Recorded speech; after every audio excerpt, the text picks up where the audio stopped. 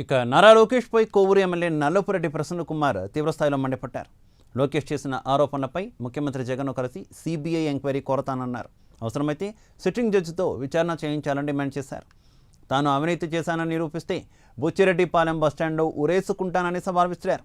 ఎప్పటికైనా లోకేష్ నోరు అదుపులో పెట్టుకుని మాట్లాడకపోతే ఊరుకునేది లేదని హెచ్చరించారు.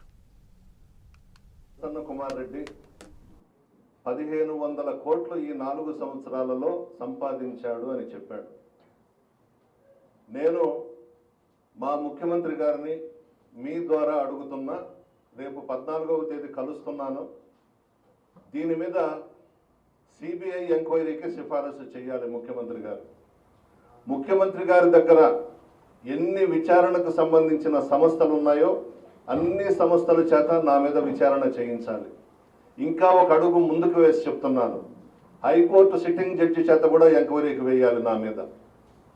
నేను ఈ 1500 కోట్లు సంపాదించాను అని చెప్పి దాంట్లో నిరూపణ అయితే ఇదే బుచ్చిరెడ్డిపాళెం సెంటర్లో నన్ను ఉరివేయమని చెప్పి కూడా నేను మా ముఖ్యమంత్రి జగన్మోహన్ రెడ్డి గారికి మనవి చేస్తా ఉన్నా.